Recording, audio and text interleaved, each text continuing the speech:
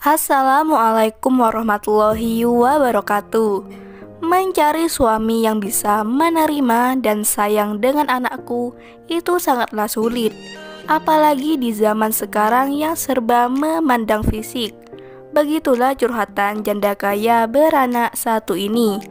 Untuk kalian yang ingin berkenalan, mari kita simak sedikit profilnya. Siapa tahu kalian salah satu jodoh yang cocok untuk janda cantik dan kaya ini. Namun sebelum melanjutkan video ini, alangkah baiknya untuk menekan tombol like dan menekan tombol subscribe. Dan saya doakan semoga Anda yang menekan tombol subscribe selalu diberikan kesehatan, kesejahteraan, dan dimudahkan segala urusannya. Amin, amin, Allahumma amin. Perkenalkan, panggilan akrabnya Mami Ririn.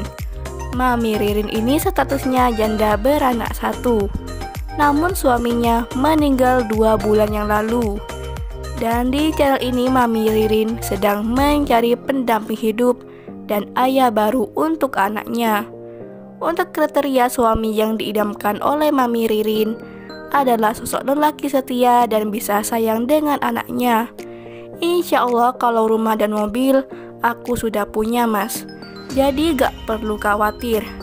Begitu kata Mami Ririn. Jadi bagaimana untuk kalian yang melihat dan mendengarkan video ini? Apakah tertarik untuk berkenalan dan ta'aruf dengan Mami Ririn si janda kaya sederhana ini?